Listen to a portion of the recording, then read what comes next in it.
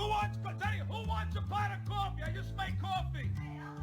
You want a cup of coffee? Sure, there you go. Who wants coffee? Anybody else want coffee? Who wants coffee? And now it's time for the man with the caffeine, the new tropics for the brain. It's Coffee with Mike. Hang in, hang tight, grab your cup, and let's get this thing started. Hey everybody, welcome back to Java Chat. This is Coffee with Mike, and today I get to sit with Michelle Kuei, who is, as you're going to hear, a really interesting story here. Michelle, thanks for joining us here on Java Chat. Thank you so much for having me over for a cup of coffee. Absolutely. It's all about the Java. It's just, you got to have it first thing in the morning. And cheers to that. Yeah, cheers. I liked your little cup too. That was cute. That was a Santa cup or an elf cup, wasn't it? It's actually from Starbucks. One year, I picked it up during the holiday. It's a fox. Oh, it's a red cup. Cool. It's a fox, and it kind of reminds me the story from The Little Prince. There's a fox from The Little Prince. Yep. And one of the perfect phrases I think almost there's such a spoiler alert. It feels like the fox has said something about. There's a lot of beauty behind what the eyes cannot see. Mm-hmm. And I think it really summarized a lot of what I was going through in my life and also what I'm trying to do for others so that they can actually see the beauty that eyes cannot see. That is super cool. You're well, everybody knows how this runs. We always start with who are you, where you're from, how'd you get to where you are today? Let's start with the fact that you are a certified transition life coach. You do help people get out of the negative self-talk, which rampant right now, and basically to discover their inner strength and their ability to overcome fear on judgment and things of that nature. But that's a story and a journey. How did you get there? I mean, where does this all begin? It all began when I was in Taiwan. So I was born and raised in Taiwan. Mm-hmm. I was born in a family where it's middle class, very typical middle class, nothing special about the family, nothing special about my parents. They were not celebrity, nothing of that nature. My dad used to work in the military. So I grew up in a very disciplined home. Oh, yeah. So every morning there's routine, there's that we follow, make your bed, pick up your bowl when you eat. So it's very disciplined, the way that I was raised. Yeah. When I was 11 years old, I was coming off from school one day and I was waiting for my mom to pick me up from the school. And when I saw her coming, I decided, all right, I'm going to go meet her on the other side of the street. So I started to cross. And little did I know that there was a car coming. And by the time I woke up in the hospital bed. Mm-hmm. Surrounded by my parents and my doctors, and it was just in that moment I was just confused and I didn't know where I was and I didn't know what had happened to me. Yeah. So I woke up and I was feeling pain and it feels tight. So I looked down and I noticed that from my waist all the way to my ankle, I was wrapped with these plasters and I couldn't move around and feel painful. Yeah. Following that, for pretty much the rest of my life, I had very limited mobility. I was able to go through rehab, and later I was given a pair of metal braces to wear so that my body doesn't cause any deformity on my leg. But unfortunately, as a teenager, I decided that was not something that's very pretty to look at. It's not something that's comfortable to wear in the summer. So I decided to take it off. And as a result of taking it off, my bones start to deform. So every time I look into the mirror, I see this body of 4 feet, 4 inches tall. If I were to stand up right now, you can't possibly tell the difference whether I'm standing or sitting. It was not something to laugh about in the past, but it's laughable now because... I appreciate the self-deprecating comedy because it's one of those things where not everybody, it's always funny later. It's not funny in the moment, but I get it. And especially after the pandemic. So this is something that we all do nowadays. We go on to virtual meeting, right? Yeah. And when I go on virtual meeting and people say, okay, now stand up. And they're looking at me. They're like, Michelle, you need to stand up. I am standing. I'm already up, guys. I'm already here. Yeah, This, I'm up. this is it. In fact, I was standing. So yeah, let's keep going. Yeah, so it was not something that was pleasant to me to look at when I was younger. Yeah.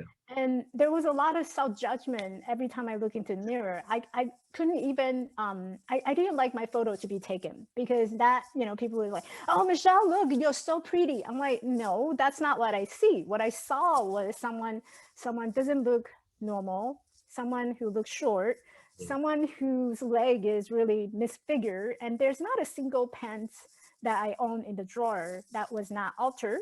There's not a single pair of shoes that I wear that was not brought to the shoe repairman and have been put on a little like 1.5 inches tall on my left leg.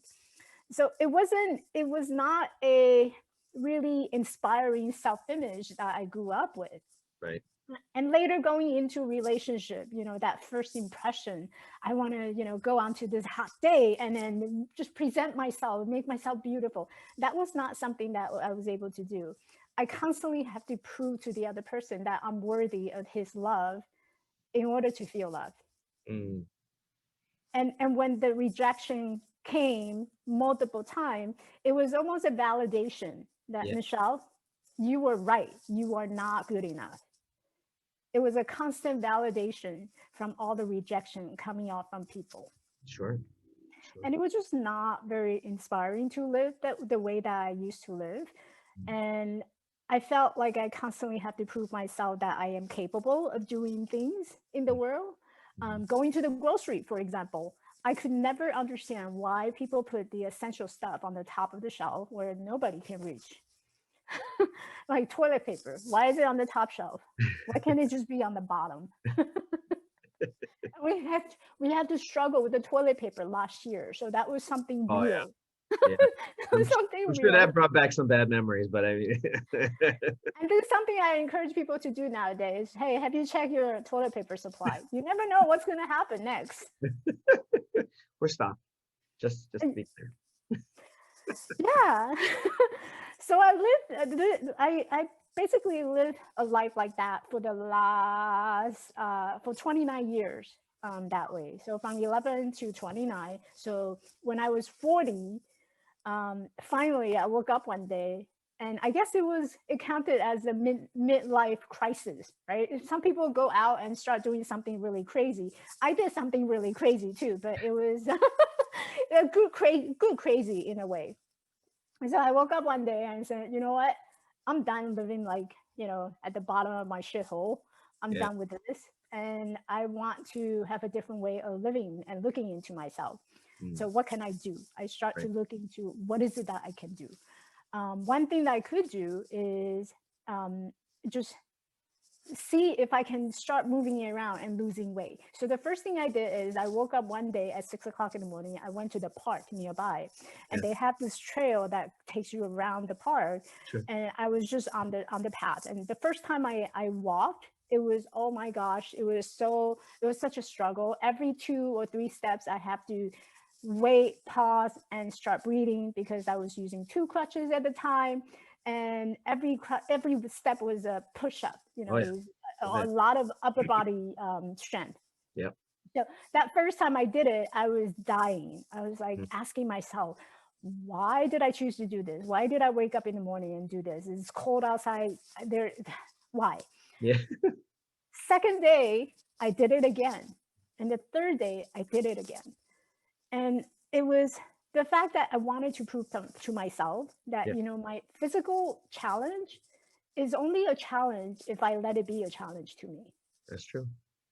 So I continued to keep doing it and walking it. Finally, it got me to lose about 5 pounds that whole month. It took me a month to lose the 5 pounds. And so I wanted to take it to the next level. I said, okay, so I guess I can walk. So what's my next step? And I decided to sign up to a local gym. I said, I wanted to work with someone who can help me to kind of amplify this. I started to work with a personal coach, and we got into more physical activity. He started having me lifting weights. And before I know it, I told him one day that, a lot of my friends came back from a hike like an epic hike. Yeah. He said, okay, great. Where do you want to go? Like the mountain over here. We have little mountain trails over here. And I said, no, I want to do the seven wonder of the world.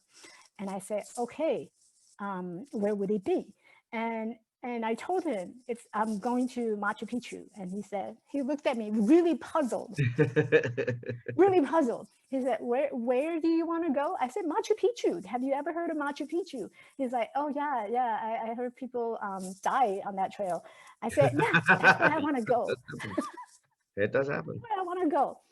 And okay, how about that start with the baby step first?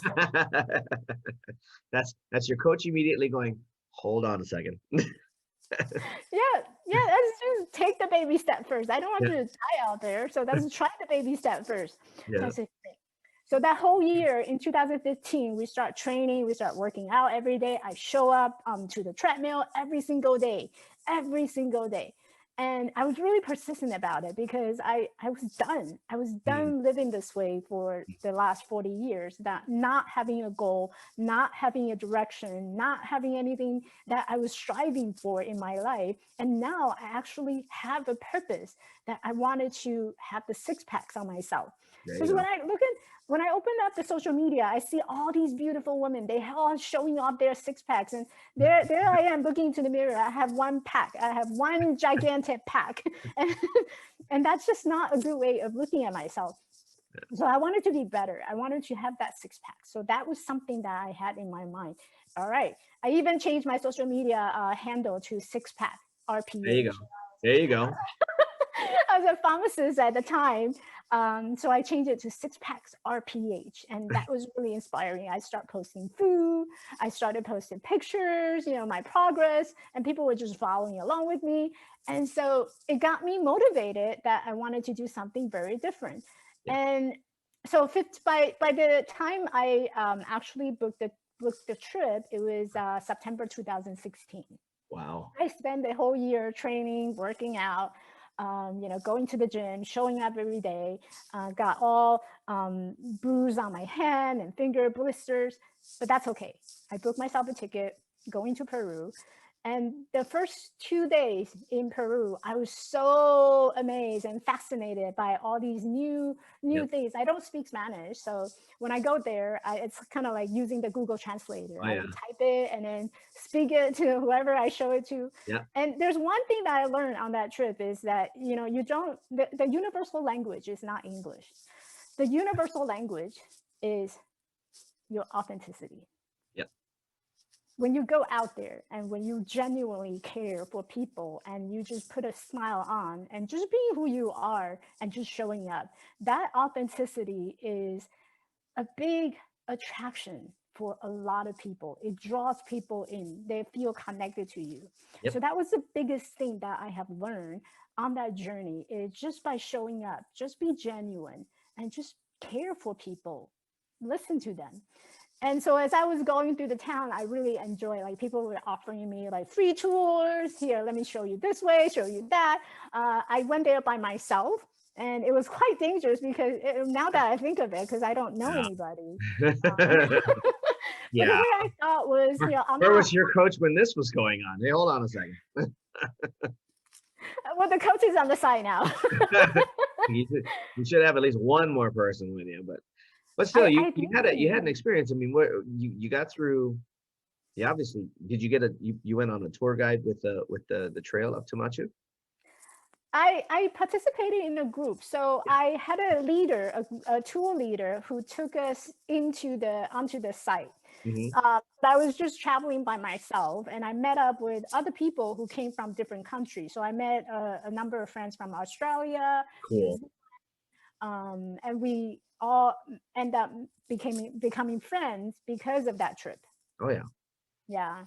It was just amazing trip. And I think there's a lot of things that I decided to do it on my own. So for example, when I first started training to hike, the first time I hiked, I didn't tell anybody. I didn't tell my parents. I didn't tell my sister, brother. I didn't tell any of my friends that I was going to go on hike. And the hike here, it's about 8,000 feet above sea level. Yeah. And it's about 8 to 10 miles hike. And that, yeah. One So the way. first, yeah, one way. Yeah. Yeah. So the first time I did it, I had my backpack on. I went out really early in the morning, didn't bother to tell anybody. And then as I Oh, was coming back down, the idea finally dawned on me. And I was thinking, looking over the cliff, and I'm thinking, oh, holy, I could just fall right now and no one would know that I was here. Yeah. And so which brought me to another point that I wanted to make is that from this whole experience of transformational journey, what I've learned is authenticity is one, and Mhm. the other very important value that I have in my life is connection. Yeah. It's the connection with others, our relationship with others, how we see them, how we feel about them, how we judge them, how they judge us, and or how they care about us. It's that connection between one person to another Yeah. that makes us who we are. Hmm. And the Absolutely. fact that we're sitting here and having a conversation, it's that connection, that bonding between two human beings Yep. coming together, seeing each other eye to eye. Yep. Absolutely. And That's. and that was one of my big values. I'm sure there's more, and we're going to talk about them here a little bit. We're going to take a short 30-second pause because you kind of got into a little bit of the inspiration motivation part, and I want to go digging on some of that. So, guys, we're going to take a short 30-second break. That was, by the way, that's an amazing story. I freaking love that. Just remember next time, tell somebody if you are going out on your own. try to at least let one person know, just in case. Hey, where'd Michelle go? I don't know. Did anybody Oh see yeah, Michelle? off the cliff, off the cliff. Does anybody hear a noise? Somebody calling from the side of what? We'll be back in about 30 seconds, guys. We'll talk a little bit more with Michelle Kuei. And we're back, guys, here at Java Chat with Michelle Kuei. We were just kind of talking about the hike that she did on Machu Picchu and the whole culmination of realizations that have been happening in her life and from the time that she was young till today. And we were just talking off during the break about that value of connection and what it actually means for both of us, because we look at it from the standpoint of when there's connection, there's learning. You gain new perspectives. You get to see things that are that you probably didn't get to see before. So it's always valuable to sit down and have a conversation, kind of like what we're doing here. So this is our second section where we get into the inspiration and motivation parts of things. We like to find out, well, there might have been a transformational moment, and for Michelle, it was just like waking up and then going, all right, screw this, I'm done, and starting to make changes. But that's an everyday decision, isn't it? Yes. And in order to make those everyday decisions, sometimes we look to outside sources, sometimes we look to books, sometimes we look to mentors. So like, who are some of the people that influenced you in a manner that kept you going and keeps you going? I think the most influential teacher in my life on my journey would be Eckhart Tolle. Oh, good one. Good one. I know he's very common. A lot of people have read and talk about his book, talk about his teaching. But it really made a difference to me when he was talking about how you are not your thoughts. And I was introduced to Eckhart Tolle by a friend of mine, actually my personal trainer, Uh-huh. because I spent a lot of time doing personal training with him, and he was really into personal development. So he mentioned one day that, hey, Michelle, you should look into this book. And I say, okay, great. I'm a book lover. I have like all sorts of book behind my shelf, like where I'm sitting right now. And so I said, okay, let me look into it. So I start reading Eckhart Tolle, The Power of Now. And in The Power of Now, I could never get into the New Earth because the way that it was written. I love The Power of Now because it's a more like a question and answer type of style of writing. And a lot of these questions that came up in the book, it was really about my self-talk. It was about the internal dialogue I was having, and all these questions to why are we here? What is the purpose of being here on this earth? Why do I have these ideas? Why do I have these inspiration? What differentiate my ego versus my higher consciousness? What does higher consciousness mean? So it really led me into this discovery journey of, okay, so if I am not my thoughts, who am I really? If I am not this physical body, who can I be?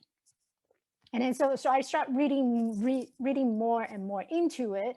I realized that there's this physical world that we all embrace and we all need to function to survive.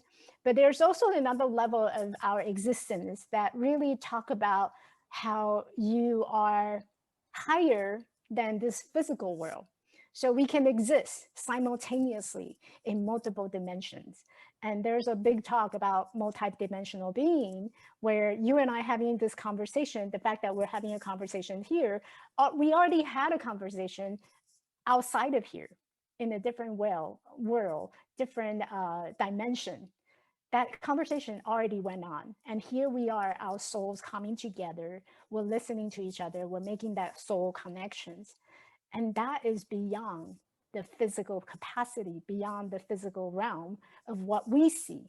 Mhm. And so it kind of goes back to my cup, where I was talking about the little prince. Mhm. Our eyes can only see what we give meaning to. So there's beauty that's inside each one of us that oftentimes we do not see it with the human naked eyes. So Eckhart Tolle is my favorite, and it really, really changed me. You obviously opened the door to one of those rabbit holes. When we're talking, because this goes back to what you do as a transformational coach, what do you see as a trend with the people that you work with? I mean, obviously, that negative self-talk is one. The imposter syndrome and all that kind of stuff. I literally just last night sent a message to a friend who they're going through some stuff, and they posted something that basically said this hasn't been a good day, and I, what if we're not enough? And I immediately shot a note over to them saying, hey, hold up 1 second. One, that's the wrong question. That's an imposter syndrome trying to get you to believe that you're not. Everybody is enough for something. The question is what? Not the question of whether you are or aren't. It's where is that enough? Where are you enough, and where is it enough for you? So I mean, when you look at it from the perspective of, yeah, there's a lot out there that I may not be enough for, but there's a lot out there that I that I am, and in some cases am more than. We have this weird tendency as humankind to worry about the ones that we're not, or that are not for us. And that, I don't know, I just find that kind of odd that humans run that road so often. Like, right now, depression is a huge thing in the US. Um, there's a lot of that kind of thinking going on. I'd love your thoughts and your take on that. So I think it makes perfect sense the way that we think, knowing that this is how we grew up with. This is a whole set of, it almost feels like to me that you were giving a set of box and tools and resources to grow up with. So the minute that we were born, we were taught to don't climb up because you're going to fall. Don't do this because you're going to hurt yourself. Don't go out there and be someone who's bragging yourself. The other day I was talking about, what is it, something that you can brag about yourself? And I remember getting a comment, why do we need to brag about ourselves? Why not bragging about yourself? Because we were all taught to keep it down, keep it low, keep it invisible, because you don't want people to see you as someone have this big ego. It's all about you.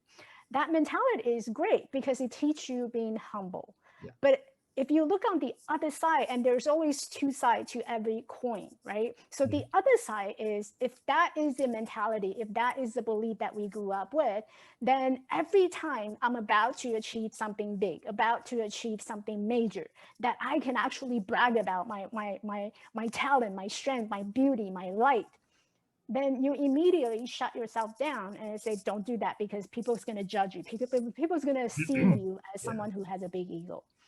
And so if we keep getting that punishment and reward way of living and living ourselves and doing that self-expression, then we start as human beings, we learn from our mistakes. Each time people slap us for bragging about ourselves, we keep it down. Each time we talk about something that I'm winning, you get a slap on the face. Don't do that. So you start to learn that this is by behavior. This is not something that's welcome. This is not something acceptable in the society. So it's not you. You as a human being, you have infinite amount of potential. And I always describe it as you have this beautiful light and people just keep trying to cover it. And you yourself is trying to covering that light so that no one else would notice. You keep covering it up. But in fact, you are, without all these external beliefs and internal beliefs and negative self-talk, you are this beautiful self-animated light that is nowhere to hide. So why are we? I think the question would be, why are we hiding our own light? I agree with you. I couple of stories that triggered in my head. They have this whole thing about there's a time and place for it. And when do we know when that time and place is? Through trial and error. You know, we know that there are certain times that you should speak up and say, well, that's me, I can do that, and this is how well I can do it. And then there are times when it's like, it doesn't really matter. I'll just let that one go. So I would disagree with that. Well, I was gonna continue. The light still has to shine. You're still a human. You're still relevant. It's just the way we were brought up was being humble means being silent. That's one I don't quite agree with. Humility doesn't always come with silence. In fact, humility is sometimes way louder than shouting. Just depends on what's going on. There were times where you have to say, no, that's me. I am the BA on that one. BA, everybody knows, was badass. I'm the BA on that one. Like, when we were working in telecom, a couple of engineers were talking. One was a field engineer, the other one was a sales and field engineer. So he was both in the office and out in the field. And he asked our engineering tech, he says, how good are you at this? And the response came, pretty effing. That's all he said. And the sales tech was like, pretty effing good. He's like, yeah. He says, all right, then you get to set it up. And it's like a quick decision was made, and it wasn't bragging. It was just like, hey, can you do this? Oh yeah. Okay, cool. Do it. To go beyond that though, it's like, if you consistently have to say it and you're not showing it enough, that might be a bit much.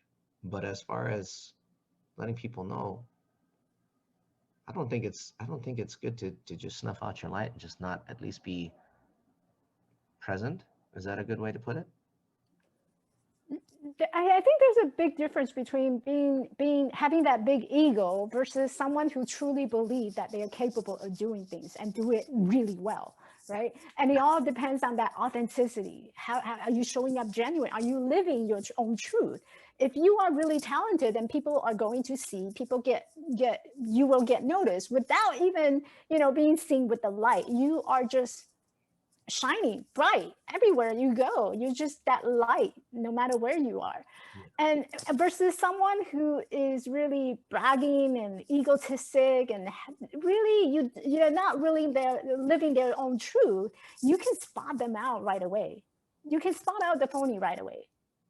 When you get to that kind of authenticity, now you're just talking about somebody who's insecure. Mm-hmm. And then trying to, really build it up so that you believe that, maybe they really, really have it within them. But when you go down, really get to know them, you know that they're just making things up. They're just not really, they're just on the surface level. Yeah. And so you sense it. And how somehow we all have that ability to tell who is real versus who is not. Yeah. And I kind of wanted to go back to a little bit just where you were talking about the right time. You know, people are sitting there and thinking about when is the right time to show my light. I don't believe there's a right time. Now is the right time. And I kind of imagine that myself, you know, if I were to die tomorrow, is there anything that I would regret that I did not do? Mm-hmm.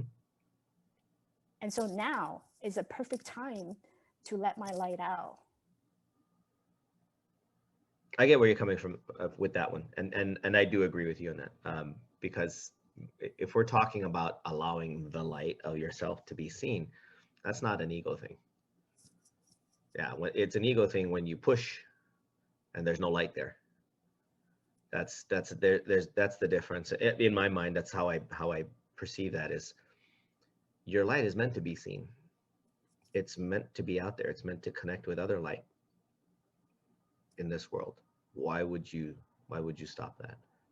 And then the rest of it, as you mentioned, coming back with, would I be regretful if I didn't let it shine? If there's something I missed out on, or if there's someone I missed showing compassion to, or sharing a moment with, hell, even if it was just a smile, which I always encourage everybody to do.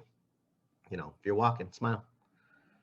I mean, it takes a little bit of effort, but you have no idea who you're going to walk by that smile might honestly just all of a sudden shift their whole being. Kind of interesting what a smile does. That was something that I got a lot of comment on when I was going through the journey, because people would keep coming up to me and say, Michelle, I love your smile. You're so inspirational. And I didn't believe it. I didn't understand why. But you start to see patterns of things happening, whether it's good or it's bad. There's a pattern to everything that we do in this world. Mm-hmm. So something good, people will notice, and it's that energy that you send out, right? How you influence others, how you treat people. Are you treating them with compassion? Are you treating them with kindness, with a smile? And the more you sit down and really do a self-reflection. What are some good quality about myself? What do I love myself for? What do I stand for? You start having this big list of all the great quality that you already have, and those are your inherent light. Those are the light that there's no way for you to hide. You know, there's people who showing up, they always do a random kindness for others, and that is their light. And oftentimes people say, oh, Michelle, you have great story, you're very inspirational. I could never be like that. I often tell people, right, why would you do that? Why would you ever say that to yourself? Oh. But people say that, people think that way. They think that, you know, just because I didn't go through something that's traumatic, it doesn't make me any good compared to these people. If people understood just exactly how much trauma they actually did go through in their lives, because everybody's been through something. You just said earlier, you know, we're made by our experiences. We're made by those we connect with. It's what makes us. Somebody out there has something that could learn from you, from your experiences, whether your trauma was just cutting your finger or going through a major, you know, a major catastrophe. You just don't know. Exactly. And how easy we put ourselves down for the goodness within us. What's a good piece of advice as a coach? What's a good piece of advice? You run into something like that and you're getting into that mental mode. What's a good way to stop running down that road? I mean, because it's one thing to get up in the morning and say, I'm going to be better today. I'm going to do more today. I'm going to let my light shine today. That's an awesome intent. Set the intention, go for it. But our brains have this wonderful tendency to see a road it knows it shouldn't go running down and goes, ooh, let's just go skip a little bit.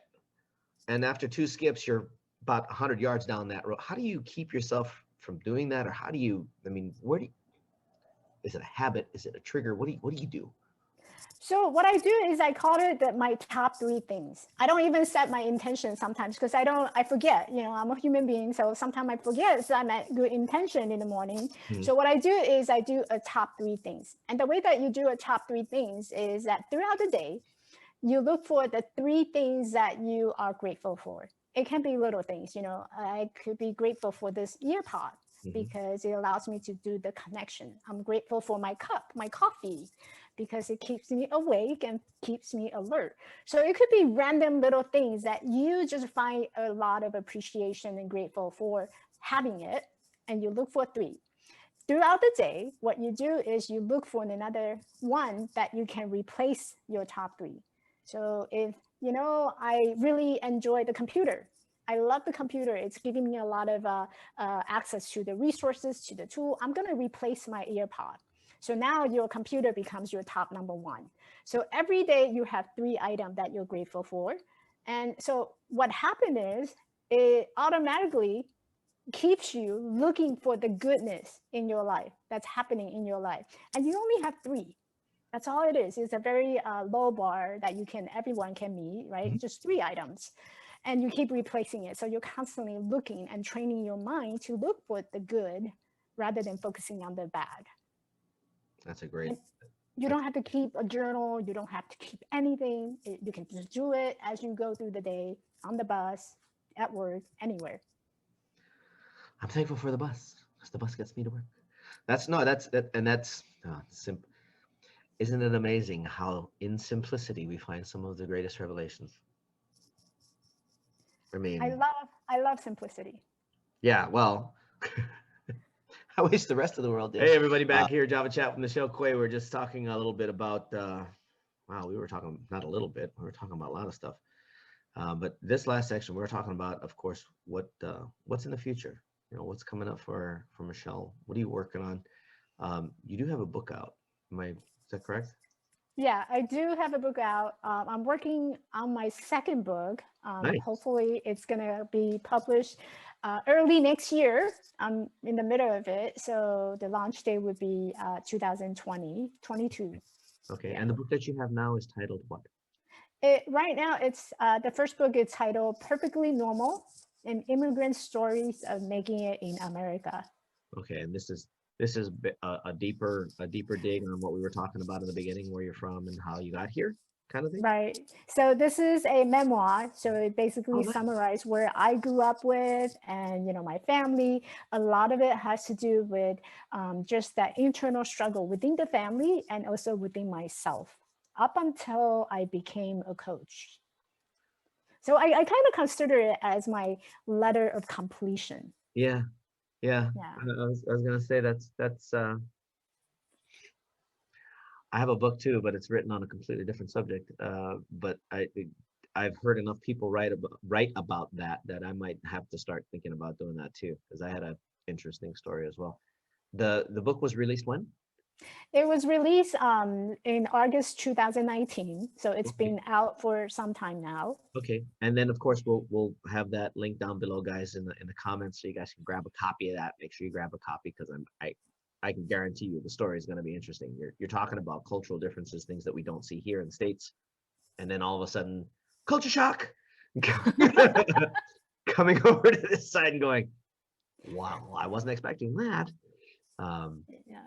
I, I was super just excited to come here. yeah. Well, I'm sure everybody wants to go to the U.S. What was it like when you got here, though? Just as an aside, just when you first got here to the U.S., what was the culture shock like?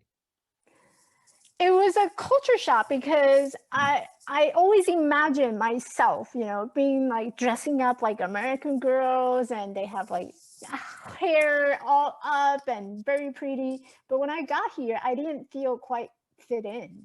Uh, The way that they were speaking, I didn't speak much English, and I had to fight in order to get into my regular English class from ESL. So wow. for the longest time, I was put into the ESL and learning, this is an apple, one apple a day keeps a doctor away, that kind of simple stuff. And when I was ready to advance, I had to go into my counselor's office and I had to fight for and to prove to him that I am capable of speaking English with my regular English classmates. Yeah. And I remember my first novel in English that I ever read was Madame Bovary. Wow. Wow. I had to fight for it. So that was another culture shock to me because it almost feels like I have to prove to someone that I'm capable of doing things in order to be able to do things. So I constantly have to prove myself to It's get external yeah, validation. yeah. No, totally. I still to this day I'm floored with how much image gets pushed out to the rest of the world of how everybody is so put together and how they look so beautiful and all this stuff. And it's like, I know models. They hang out at home in sweats, no makeup, and hair's in a bun, completely messy. They look horrible. And they're okay with it. And it's fun because I look at that and I go, if anybody knew how much of a catfish you were. And they laugh and they laugh. And I'm like, it's good. It's not that they're bad people. It's just, it's funny how much gets pushed out to the rest of the world. And when they hit our shores and it's like, well, I have to look like this or I have to act like this. And it's like, no, try being yourself. Authenticity, which you brought up. Mhm. And how, since then, 20 years later, how's it feel now? It's not all it was cracked up to be, is it? No, now, honestly, if I can, I'm not sure if this is a clean podcast, but Uh, so this is an adult podcast, and say whatever you want. so now I walk in and I'm like, I don't give a shit of Yeah, what you think about me. good. I'm gonna go and I'm gonna tell you, hey, put me in the regular class, or I'm going to do something that you don't want to know. But yeah, I don't give a shit about what people think. I would suggest you make a move to improve for me because it's no, it's not. It's true. I think a lot of people too often, especially the younger generations, and I don't know why they're still. It was that way when we were all young. We're kind of close in age. It was that way when we were all young. It was always the people judging each other as kids. They're horrible at it. I mean, they're very good at being horrible at it. Let me put it that way. And it's like, why do you do this? One, to your peers, and then to yourself. You're only doing it because you're not feeling good about you. Stop. You're not. It's not gonna make it any better for you when you get into the work world and find out that there are other people much more powerful than you are that can shut you down real quick, and then your insecurity is just gonna get worse. Don't do it. It's nice when it's weird. We get older, we get wiser, and it's like, yeah, that was a waste. I think we go through periods, so every 10 to 15 years, I believe we go through a journey of self-discovery. So every 10 to 15 years, you find yourself at a moment where, the things that used to work for me didn't work anymore. Yeah. And that's the period where you start to defining what is it and how can I move forward in my life. And this is where the transition comes in. And so a lot of people ask me, hey, what's life transition? Transition is every 10 to 15 years. We get through that moment where we're trying to figure out how to move forward with what we have, because a lot of things that used to work for us no longer work for us. There's a change in value or the priority of our values, and there's a change of the way that we think. And the older we get, the wiser we become. And some of the things or belief that we used to believe in no longer holds. So you find yourself kind of lost and you don't have a ground to stand on. And that's where people start to realize that, I'm in a crisis right now. So how do I move forward? Build a new foundation, get a new perspective. It's pretty easy, but it's not that easy. So you have a coaching practice, correct? Yes, I do. And if somebody wants to work with you, where can they find you? They can find me on my website at elevatelifecoaching.org. Okay. Awesome. And just a heads up, I am in the process of rebranding. So, the website is not up to date per se, but that's where they can find me. I'm actually bringing something really exciting coming up this year. Ooh, that'll be fun. Let us know when the new release is. We'll help promote it. I'm assuming you're on social as well, Facebook, Twitter, LinkedIn, et cetera. Everywhere that you can find me. So in other words, just Google Michelle. You'll find her. Awesome. Or just go to my website. Everything is there. Fastest way, obviously, is to definitely head over to the website. I think it's your participant, you're a board member of the United Nations Association and a clinical, there you go, you're a clinical pharmacist. Oh, at USC. You're at Keck. I am a Keck. Oh, this is coolness. So what do you do there? I'm a clinical pharmacist, so I've been working as a pharmacist in the inpatient setting. So it's a big transplant hospital, and I work in the inpatient side. And a lot of what I do has to do with, monitoring patients' regimens and making sure that they're getting the right dose, right drug. And we do a lot of counseling or consulting for the physicians because, a lot of stuff that when it comes to medication, they're clueless. So they need some guidance. Yeah, no, it's supposed to be a complementary thing. They practice it. You guys give them the right medicines for it. That's all good. All right, cool. Guys, if you have any questions for Michelle with regards to anything for that matter, whether it comes to coaching or showing your light in a manner that you ought to, make sure that you make comments down below. She will have the links to both YouTube and Anchor. And easier, go to her website. All of the links should be down below in the comments. Make sure if you're watching us on YouTube, I have to remember I flipped the camera now. The subscribe button should be on this side. And make sure if you're not subscribed, you subscribe and hit the bell next to it so that when we get another good guest like this, you'll know that it's been posted. You can come back and watch. If you're listening to us on any one of the, I'll just say platforms, I don't know how many we're on now. Any one of the platforms that we're on for podcasting, make sure you either subscribe there or download there. We are on Spotify, so you can find Java Chat on Spotify. Feel free to pull that sucker up when you're driving to work or driving home. We try to keep these to a certain level so that you have time to listen to it. That said, we thank you for making the time and taking the time to come and listen and come and hear something, a different perspective, maybe learn something new. It's all relevant in some way or another. If you got a friend that you think this would resonate with, share this with them. Let them take a shot at listening to it. You never know. It might just make a pivot in their life, in their being, in their journey that puts them on a more positive path. Everything's worth a listen. Michelle, thanks so much for coming and hanging out with me on Java Chat. Really enjoyed our time together. Thank you so much for having me. I enjoyed the cup of coffee that you offered. Yeah, I'm gonna have to make my own brand of coffee beans and start selling it. I think that's gonna have to be the first merch. Okay. We always end this the same. Again, we love all of you. Do take care of each other and take care of yourselves. Stay up, stay safe, stay healthy, and live. For Java Chat's Coffee with Mike, Michelle Kuei. Ciao for now.